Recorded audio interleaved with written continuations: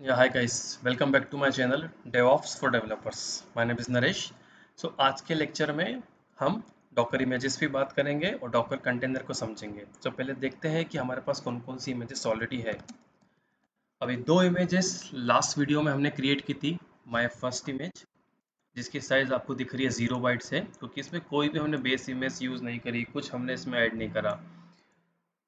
लेकिन दूसरा आपको दिख रहा होगा, हमारे पास एक उबंटू की एक हमारी खुद की माय उबंटू इमेज है, जिसमें हमने बेस इमेज उबंटू को लिया था। उसी की वजह से इसकी साइज कुछ 77 है। अब क्यों इसकी साइज 77 है, 77 MB? क्योंकि इसमें हमने लाइट वेट ओएस यूज़ करा है। अब लाइट वेट ओएस यूज़ करने का फ़ायदा ये है कि हमें एक फाइल सिस्टम तो मिल जाएगा, जिसमें अगर हम कुछ चाहें तो कुछ सॉफ्टवेयर इंस्टॉल कर सकते हैं, हम कुछ फ़ोल्डर क्रिएट कर सकते हैं, अपने कुछ फ़ाइल अपने रेफ़रेंस क्रिएट कर सकते हैं। डेफ़िनेटली प्रोजेक्ट में इसकी ज़रूरत पड़ेगी। अब लाइट वेट ओएस होने का अपना भी घाटा है। घाटा ये है कि इसमें सारी कमांड्स हम एग्जीक्यूट नहीं कर सकते। जैसे मैंने कहा कि अगर ये फुल फ्लैश होता तो कुछ जीबी का होता, फुल फ्लैश अगर ये ओएस होता तो कुछ जीबी का होता। डेफिनेटली बहुत सारी चीज़ें हम यहाँ पे मिस करेंगे। इसीलिए अपनी रिक्वायरमेंट के अनुसार हमें देखना चाहिए कि हमारी बेस इमेज कौन सी होनी चाहिए। आगे जाके जब हम स्प्रिंग बूट की एप्लीकेशन बनाएंगे तो हमें देखेंगे कि हम जावा की बेस इमेज यूज़ कर रहे हैं। अब उसको भी यूज़ करने का रीज़न बताऊंगा उसी पर्टिकुलर वीडियो में। अब कंटेनर क्रिएट करने के पहले देखें कोई ऑलरेडी कंटेनर है क्या। डॉकर पीएस कमांड का यूज होता है देखने के लिए कि कोई कंटेनर ऑलरेडी रनिंग मोड में है क्या। डॉकर पीएस डैश ए का मतलब ये है कि कोई भी कंटेनर ऑलरेडी रनिंग था क्या। पीएस पीएस मीन्स है क्या कंटेनर रनिंग, और पीएस डैश ए मीन्स ऑलरेडी रनिंग था क्या जो कि एग्जिट हो चुका है। अब कंटेनर बनाने का तरीका बहुत ही सिंपल, डॉकर रन कंटेनर का नाम देंगे। इस बार हम लास्ट वीडियो में आपको याद होगा कुछ रैंडम नेम आ रहा था, तो इस बार हम देते हैं माय फर्स्ट कंटेनर।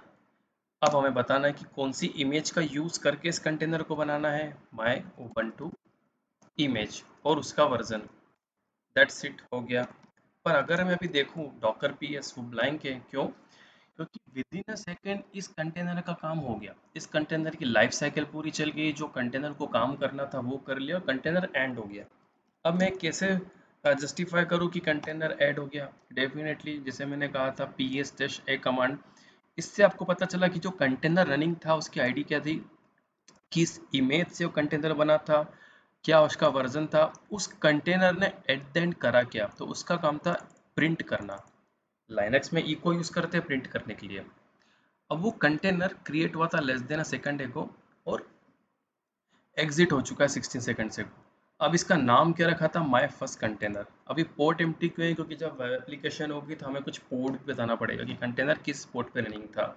ऐसा भी होता है कि एक ही इमेज के मल्टीपल कंटेनर क्रिएट करते हैं तो मल्टीपल पोर्ट्स होते हैं वहाँ पे, इसीलिए पोर्ट्स का ऑप्शन है। अब हमें बात समझनी पड़ेगी कि अब जैसे मैंने कहा था कि उबंटू बेस इमेज है तो डेफिनेटली यहाँ पे कुछ फाइल सिस्टम होगा। अब उस फाइल सिस्टम को समझना पड़ेगा मुझे। तो उसके लिए मुझे क्या करना पड़ेगा, मुझे कमांड फिर से चलानी पड़ेगी रन वाली। मैं दूंगा स्लिप 60। 60 मीन्स मैं बोल रहा हूँ कंटेनर को बी ऑन स्लिप, मतलब एक बराबर 1 मिनट के लिए स्लिप मोड में चले जाओ।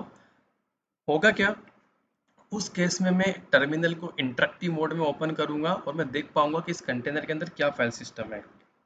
लेकिन उसके लिए मेरे पास एक और कमांड प्रॉम्प्ट होना चाहिए, क्योंकि ये इसको हैंग कर देगा। अब मैं पहले यहाँ पे जाता हूँ डॉकर पीएस, कोई कंटेनर रनिंग नहीं है, एंटर मारा। ओके, एक चीज़ मैंने मिस कर दी थी, अगर हम कंटेनर को खुद नाम दे रहे हैं तो हमें डिफाइन करना पड़ेगा हर बार कि कंटेनर का नेम डिफरेंट हो। अब मैं इसको कंटेनर अंडर -2 कर रहा हूँ, ये क्रिएट हो गया। माय मिस्टेक, स्लिप की स्पेलिंग गलत थी। Docker run name container image 2 is already running. Okay, let me check 3. Okay, great. Docker PS ये कंटेनर रनिंग है। अब मुझे देखना है इसके अंदर का फाइल सिस्टम, तो डेफिनेटली मुझे एक डिफरेंट कमांड यूज़ करनी पड़ेगी, EXEC। अब डैश IT मतलब इंटरेक्टिव टर्मिनल। अब मुझे इमेज का नाम देना है कि कौन सा कंटेनर, माय मिस्टेक, उस कंटेनर का नाम देना है जिसको मुझे ओपन करना है। अब आपको पता होगा लाइनक्स में जब भी अपन इंटरेक्टिव टर्मिनल पे जाते हैं तो हमारे पास एक बैश होता है। अब वो बैश लो या बिन बैश लो, तो यहाँ पे हमें बैश लिखना है या शेल इंटरेक्टिव मोड में यूज़ करो। अब आपको दिख रहा है कि मैं यहाँ पे एलएस प्रेस कर पा रहा हूँ सीएमडी पे, जो कि विंडोज़ मशीन है अभी, लेकिन मैं एलएस प्रेस कर पा रहा हूँ। क्यों? क्योंकि मैं अब इस कंटेनर में एंट्री कर चुका हूँ। इस कंटेनर का ओएस जो है यूबंटू लाइटवेट ओएस है। जब भी आपका रूट दिख रहा है, आप में से कुछ लोगों ने अगर ऑलरेडी उबंटू लाइनक्स वगैरह पे काम कर रखा होगा तो आपको पता है कि हमारे पास एक रूट यूज़र भी रहता है। तो अब क्या हुआ, मैं इस कंटेनर के अंदर आ गया और मैंने यहाँ का फाइल सिस्टम देखना शुरू करा। सो आप में से जितने लोगों ने यूबंटू पे काम करा उनको पता होगा कि ये सब फोल्डर होते हैं यूएस यूज़र के लिए, वेयर के लिए, बिन, बूट, बूटअप के लिए सब होते हैं। तो डेफिनेटली आज के वीडियो में हमने क्या समझा कि कंटेनर को नाम क्या देना है, कंटेनर के इंटरेक्टिव मोड में हमें कैसे जाना है, कंटेनर का हम अपना फाइल सिस्टम कैसे देख सकते हैं। अब एक चीज और, हाँ, अब क्या हुआ कि जैसे ही 1 मिनट हो गया, जैसे ही 1 मिनट हो गया आपको दिखेगा कि ये भी, इसने भी अब जो है टर्मिनल को हैंग करना छोड़ दिया। आई मीन टू से कि अब हम इस पे अपना काम कर सकते हैं और इसने खुद ने इस कंटेनर को रिलीज कर दिया। अब देख रहे हो वापस मैं मेरे इस कमांड प्रॉम्प्ट पे आ गया हूँ। अब मैं फिर देखूंगा डॉकर पीएस तो नहीं है, डॉकर पीएस ए। अब आपने एक बात नोटिस की होगी कि मेरी एक ही इमेज है। अब जब भी मुझे कंटेनर से चालू करना है, कंटेनर रन करना है, मुझे बार बार डॉकर रन कमांड का यूज़ करना पड़ता है और वो बार बार एक कंटेनर क्रिएट कर रहा है। अब ये मेरे लिए प्रॉब्लम हो जाएगी अगर मुझे 1000 बार एक ही काम करना हो तो। उसके लिए क्या करेंगे हम, डॉकर स्टार्ट कमांड का यूज़ करेंगे। आप ये सोचो कि ये आपकी एप्लीकेशन है जिसका 1.1 वर्जन ये है, 1.2 वर्जन ये है, 1.3 वर्जन ये है और तीनों में अलग अलग कोड है। डेफिनेटली तीनों में अलग अलग कोड होगा क्योंकि आपकी जैसी जैसी रिक्वायरमेंट आती गई होगी, आपने एप्लीकेशन बिल्ड की होगी, फिर आपने उसकी इमेज बनाई होगी, आपने उसका कंटेनर बनाया होगा, फिर आपने डिप्लॉय करा होगा। नेक्स्ट 15 दिन बाद आपकी स्प्रिंट हुई, आपने दूसरा ऐड करा। पर एनी हाउ कोई इशू था जिसको हमें रेप्लिकेट करना है। अब कोड तो नया आ गया, उस केस में हमारे पास यहाँ सारे कंटेनर रहते हैं। अब डॉकर रन कमांड का यूज करा तो रन कमांड का मतलब होता है क्रिएट प्लस स्टार्ट, कंटेनर को क्रिएट करना और फिर उसको स्टार्ट करना। तो फिर बात वही हो जाएगी क्योंकि इमेज में जो जार है वो तो लेटेस्ट होगी। इमेज में मतलब जब हम स्प्रिंग बूट की एप्लीकेशन की इमेज बनाएंगे, डॉकर फाइल बनाएंगे सॉरी, तो उसमें हम बताते हैं कि जार फाइल भी रहती है। अभी आप इतना समझिए कि एग्जिस्टिंग कंटेनर जो एग्जिट हो चुका है, एग्जिस्टिंग कंटेनर जो रनिंग मोड में था, एग्जिट हो चुका है, उसी को अगर फिर से स्टार्ट करना है ना कि नया कंटेनर बनाना है, तो उसके लिए कमांड है डॉकर स्टार्ट। बस उस कंटेनर की आईडी देनी है आपको, दैट्स इट, वो हो जाएगा। डोंट वरी, यहाँ पे हेलो वर्ल्ड प्रिंट नहीं हुआ है, वो कंटेनर स्टार्ट हो जाता है।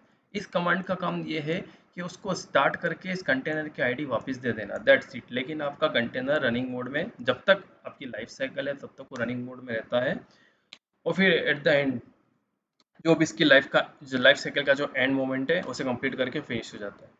अब नेक्स्ट वीडियो में इसमें हम थोड़ा सा, अच्छा डॉकर प्रून होता है वो मैं आपको बता ही देता हूँ अभी।